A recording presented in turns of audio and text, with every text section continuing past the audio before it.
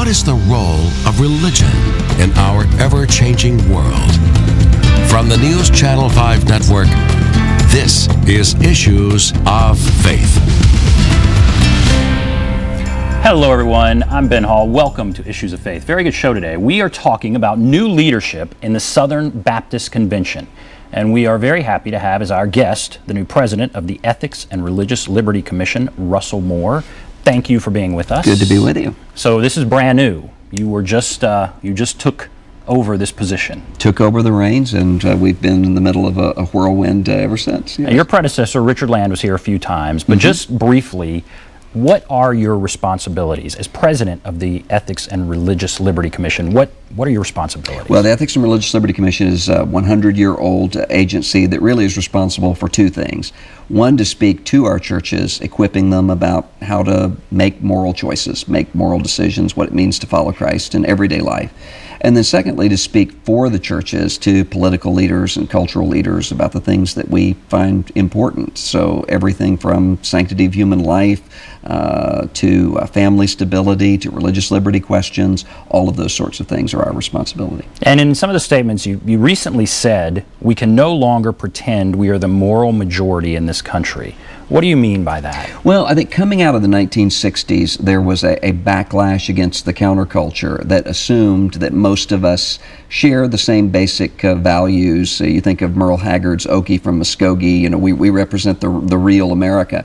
And I think that we as evangelicals bought into that, I think in some ways in some unhealthy ways, so that we had some very high expectations of what American culture would actually be able to accomplish in ways that have left us disappointed. When one looks around at American culture right now, it's very clear that what we as evangelicals, along with Roman Catholic Christians and others, are saying is very different from where American culture is going.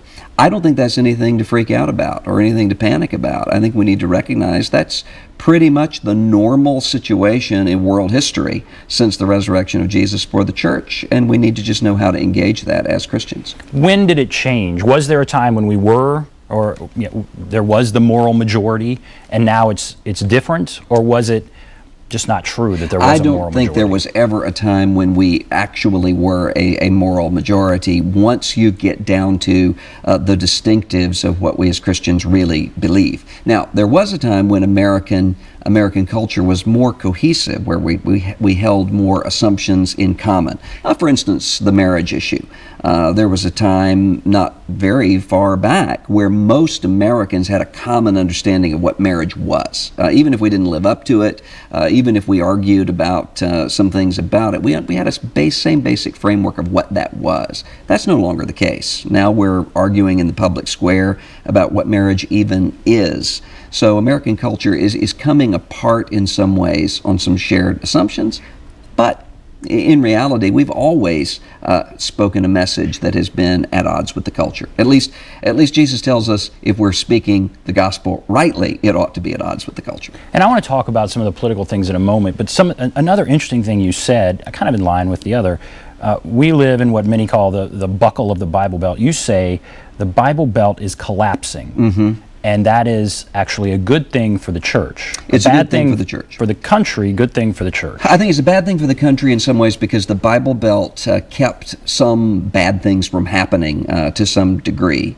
And you think about even divorce rates early on. The Bible Belt was able to keep marriages cohesive through social pressure, other things happening in the culture, but that didn't last. The divorce culture came to the Bible Belt with just as much fury as it came to the rest of the country. The same thing is happening in other cultural issues around us. So in some ways it's bad for the country that we see the Bible Belt evaporating, but I think it's good for the church. When I say that the Bible Belt is collapsing, I don't mean that the church is collapsing, and I don't mean that Christianity is collapsing. I mean the social structure that means that vague, generic, nominal religion is a good thing. That's what's collapsing.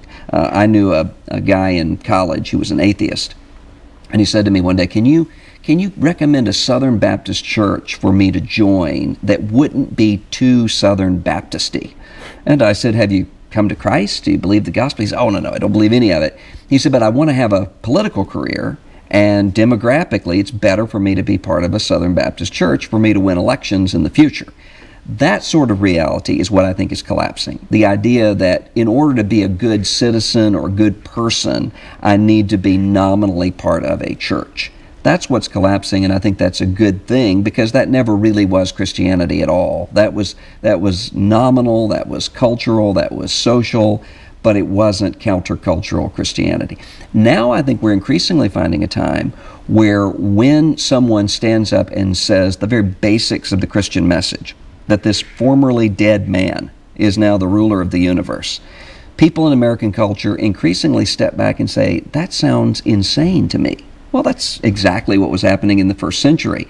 And the closer we get to that, I think the closer we get to the real articulation of the gospel we hold. So in the short term, do you think we continue to see the number of people attending church go down, and then does it go back up, or does it not go back up? Or what about the number of people going into church every Sunday? I think what you're going to see are fewer people who are going to church in order to be church people, and more people who are going to church because they genuinely believe the old-time religion. I think that's where you're going to see the difference. There's going to be more intensity for those who are actually part of the church. So in many ways, what's going to happen in America is what is already taking place in Latin America and in Africa and other places, where the church is somewhat distant from the ambient culture, but the church is alive. That's what I think is going to take place. One of the criticisms that churches have had is that mean-spirited could be a little tough, but you certainly hear words and phrases like that.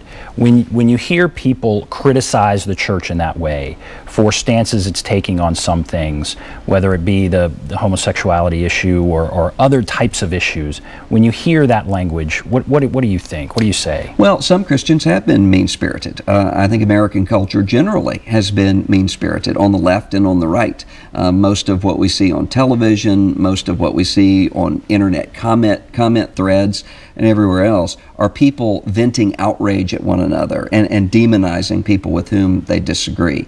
I think as Christians, we need to be the sort of people who come into the public square with what I call convictional kindness. We don't abandon what we believe to be important, what we believe has been revealed to us, and we seek to persuade our neighbors about those things. But at the same time, we speak with kindness because we recognize that the people who disagree with us aren't our enemies. They're not our opponents.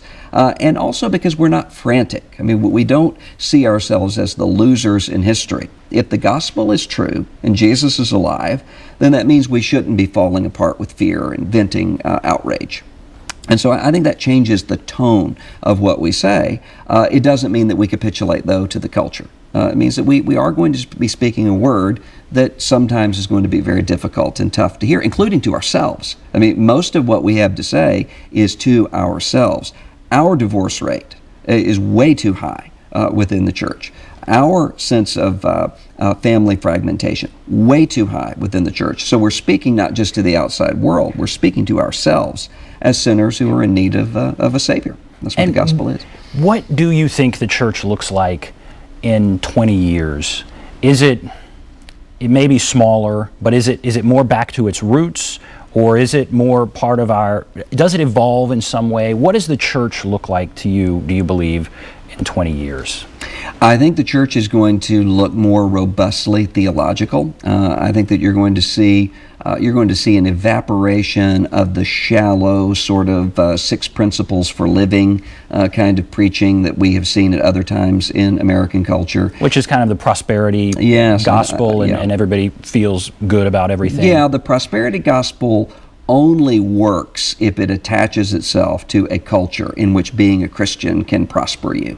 When the culture turns against Christianity or against revealed religion at all, then what do you have? You have something very similar to what the first Christians had in the Roman Empire, or what my Baptist ancestors had in the Revolutionary era in the United States of America. A group of people who are saying, what you say sounds freakish to us. So that it really doesn't do you any good in making partner in the law firm or finding a good school to be admitted to be part of the church. I think that's a good thing in calling people to what the church actually is, a community of people who believe this old gospel and who seek to conform our lives around it. I think you're going to see churches that are more distinctively Christian in that way. And then are you saying that churches should not be afraid to be smaller? That we need to move away from this focus on let's get as many people in the doors as possible? Well, I think we need to not be focused on bigness for the sake of bigness. We need to be focused on growth, but growth that happens through evangelizing our neighbors, not in simply baptizing the culture around us. And I think that's what you see happening various times in Christian history.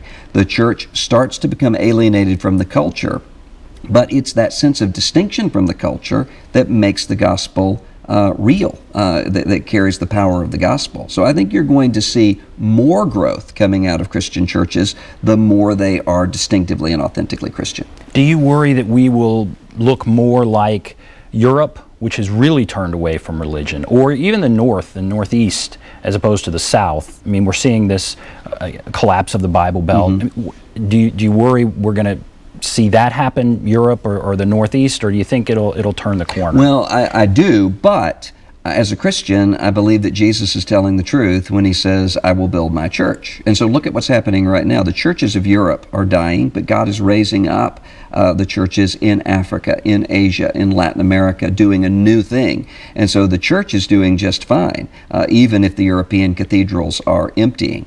And so Jesus is going to be moving his church forward. Question is whether or not he does it in America, or whether or not it's conceivable that we could be seeing a day when there are missionaries from Nigeria in Nashville. That's the way Jesus works. He tends to turn things upside down from the way we expect. I think that's something to be optimistic about. That's interesting. Okay, you have an office in Washington, D.C. Mm-hmm. and here in Nashville. Mm-hmm. We're going to take a break, but I want to talk about some of the political priorities and some of what you're doing politically. We'll take a break, talk about that right after this.